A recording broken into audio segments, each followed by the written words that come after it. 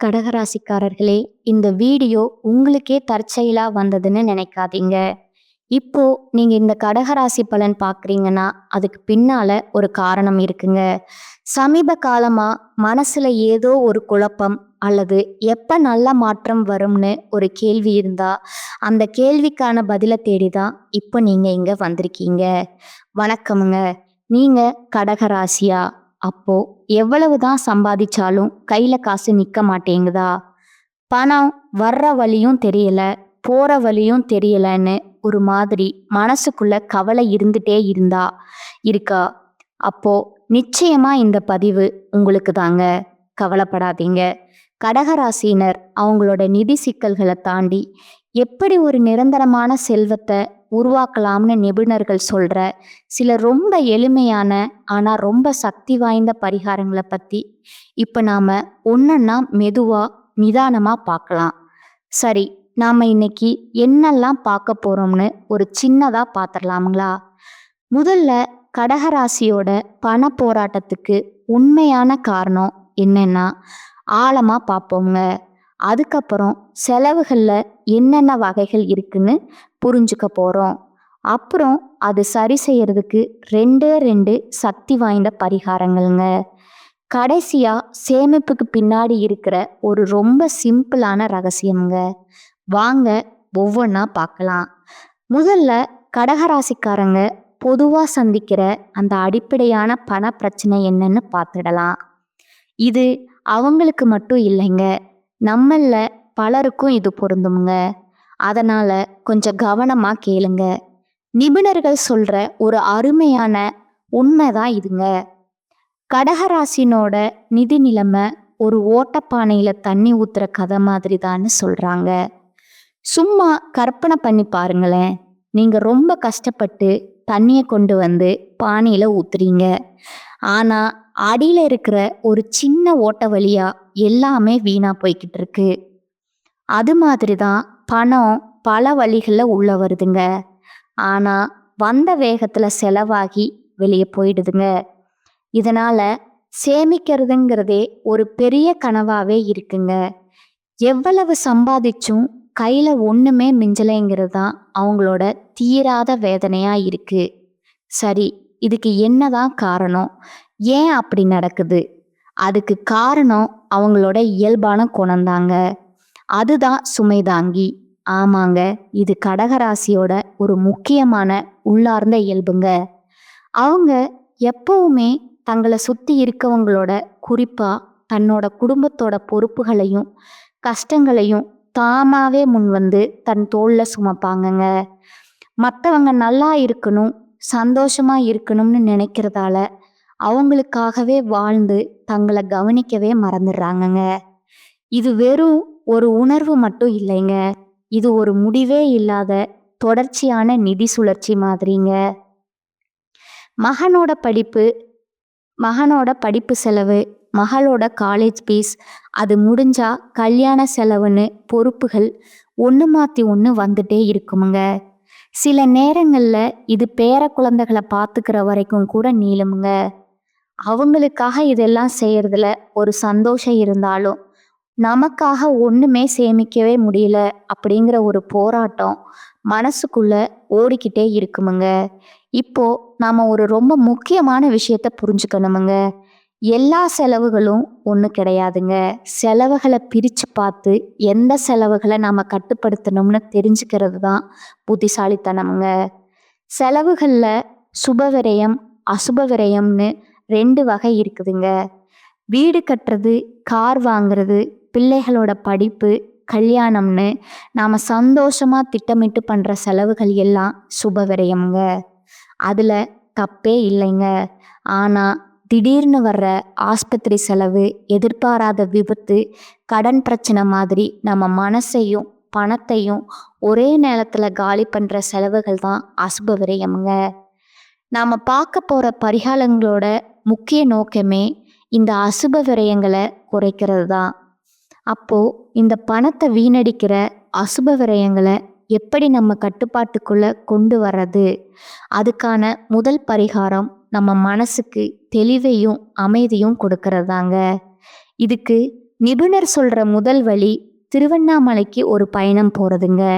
அங்க போய் ரமண மகரிஷி ஆசிரமம் மாதிரி அமைதியான இடங்கள்ல எந்த யோசனையும் இல்லாம கொஞ்ச நேரம் தியானம் பண்ணா போதுங்க. உங்க மனசுல இருக்கிற பண கஷ்டம், எதிர்காலத்தை பத்தின பயம் எல்லாம் மெதுவா குறைய ஆரம்பிச்சிருமுங்க. செலவுகளும் தானா கட்டுப்பாட்டுக்குள்ள வர்றத நீங்களே உணர்வீங்க. மனசு அமைதியா இருந்தாலே போதுங்க. பண விஷயத்துல நம்மால தெளிவான சரியான முடிவுகளை எடுக்க முடியுமுங்க. இங்க நாம நல்லா புரிஞ்சுக்க வேண்டிய ஒரு விஷயம் இருக்குதுங்க.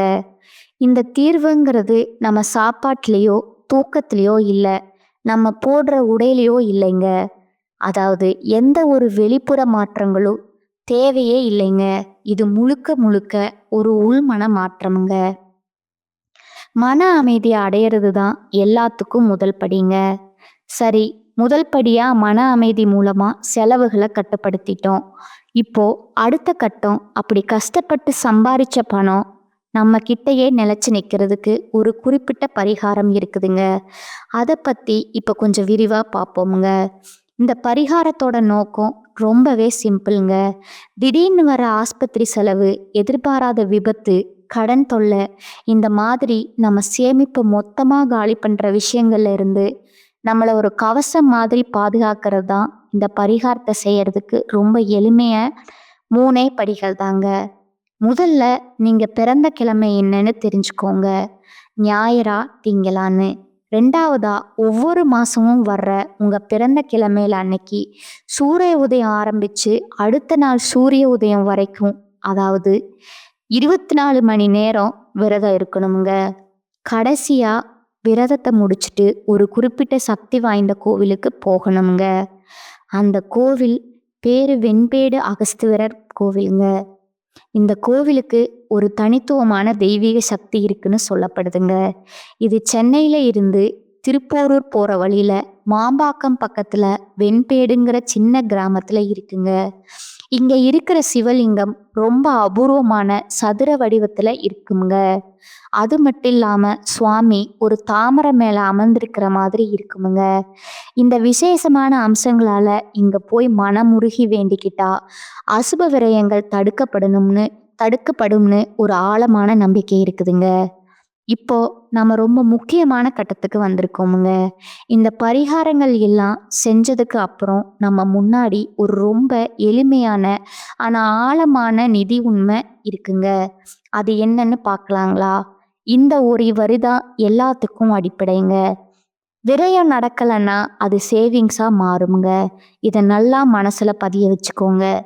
சேமிப்புங்கிறது அதிகமாக சம்பாதிக்கிறது மட்டும் இல்லைங்க, தேவையில்லாத செலவுகளை குறைக்கிறது தாங்க. நீங்கள் வேணான்னு தவிக்கிற ஒவ்வொரு தேவையற்ற செலவும் உங்கள் சேமிப்பு கணக்கில் விழுகிற பணம் தாங்க. நம்ம பார்த்த பரிகாரங்கள் எல்லாமே அந்த ஓட்டப்பானையை சரி பண்ணி பணக்கசிவை நிறுத்துவதற்கான கருவிகள் தாங்க.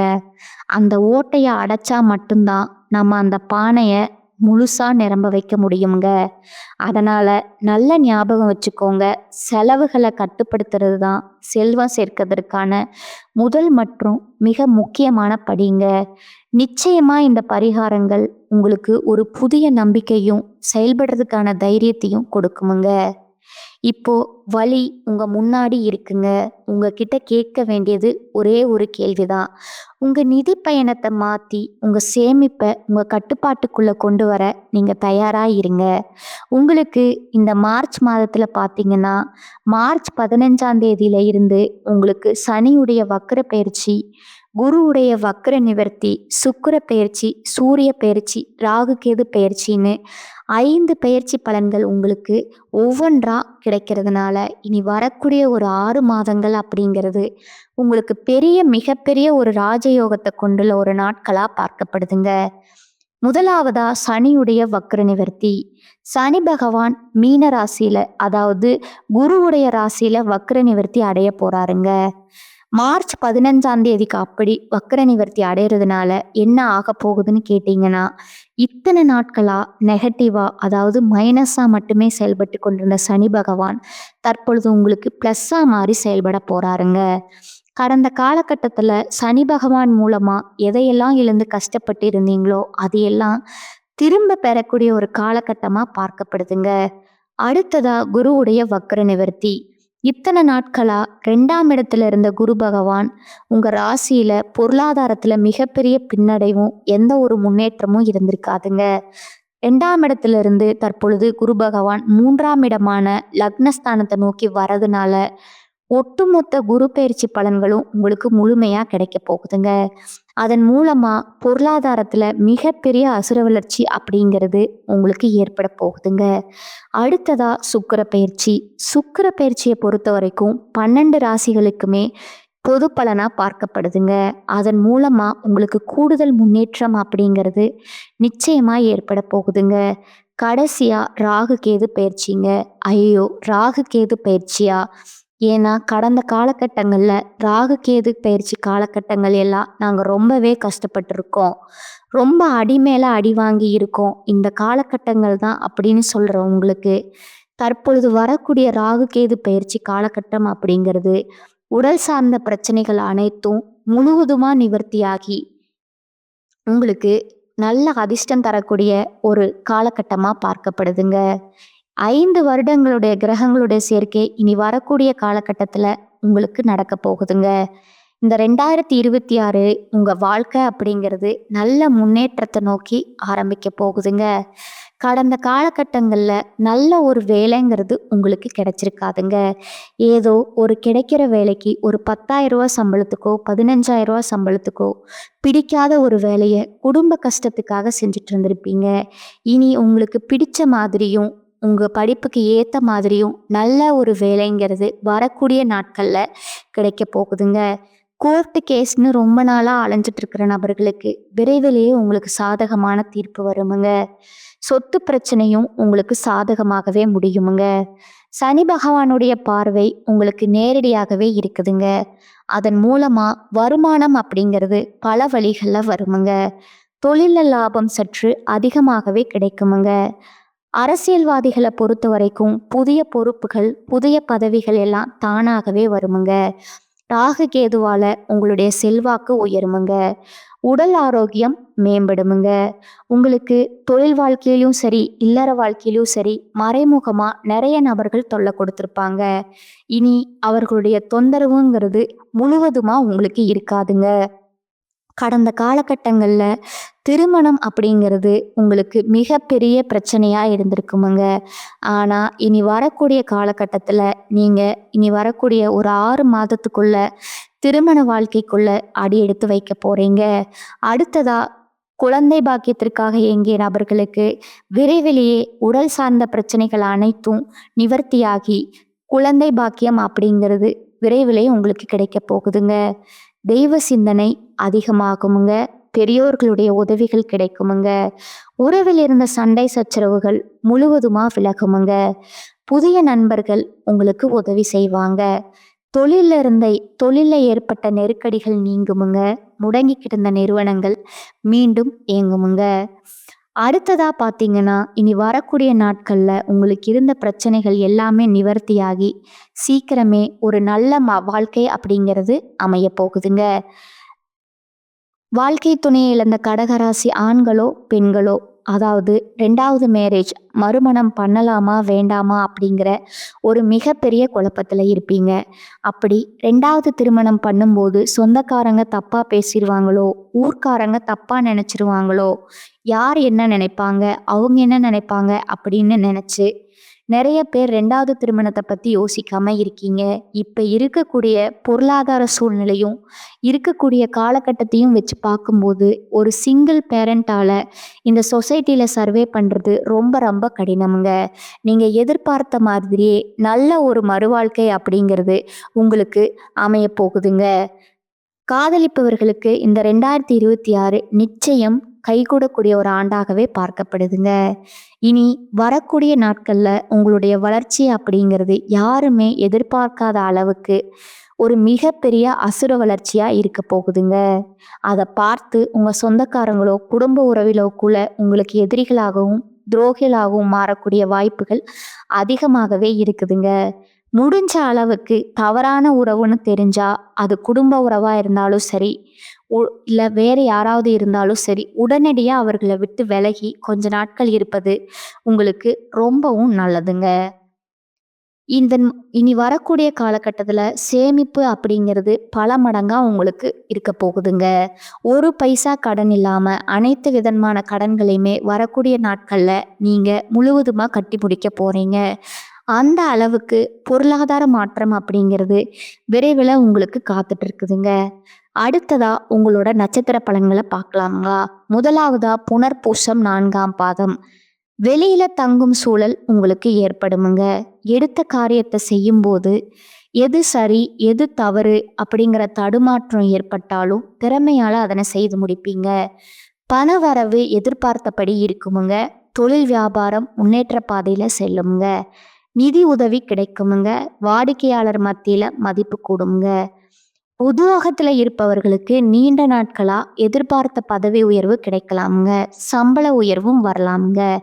2வதா இருக்கக்கூடியவங்க பூச நட்சத்திரக்காரங்க. குடும்பத்துல மகிழ்ச்சி இருக்குமுங்க. கணவன் மனைவிக்கிடையே இதுவரை இருந்து வந்த கருத்து வேற்றுமை நீங்கி நெருக்கம் அதிகரிக்குமுங்க. பிள்ளைகளுக்கு தேவையான பொருட்களை வாங்கி கொடுப்பீங்க. பெண்களுக்கு மிக கவனமா பேசுவதும் கோபத்தை குறைப்பதும் நன்மை தருமுங்க. எதிர்பார்த்த பண உதவி கிடைக்குமுங்க. 3வதா ஆயிலும் நட்சத்திரக்காரங்க. நிலுவையில் உள்ள காரியங்கள் சிறப்பாக முடிய வழி பிறக்குமுங்க. வரவேண்டிய பணம் கைக்கு வந்து சேருமுங்க. இரவு பகலா உழைக்க வேண்டி இருக்குமுங்க. அரசியல்வாதிகள் மக்கள் தொடர்பான பிரச்சனைகளை சந்திக்க நேரிடுமுங்க. மக்கள் பிரச்சனைகளை தீர்த்து அவர்களின் ஆதரவை பெறுவீங்க. மாணவர்களுக்கு கல்வியில எதிர்பார்த்த முன்னேற்றம் காணப்படுமுங்க. எதிர்கால கல்வி பற்றிய சிந்தனை மேலோங்குங்க. உங்களுக்கான பரிகாரம் பார்த்தீங்கன்னா குலதெய்வத்தை பிரார்த்திப்பது உங்களுக்கு நன்மையை தருமுங்க. இந்த சேனல் உங்களுக்கு பிடிச்சிருந்தா லைக் பண்ணிக்கோங்க, ஷேர் பண்ணிக்கோங்க. வாழ்க வளமுடன், வாழ்க பல்லாண்டு. நன்றி, வணக்கம்.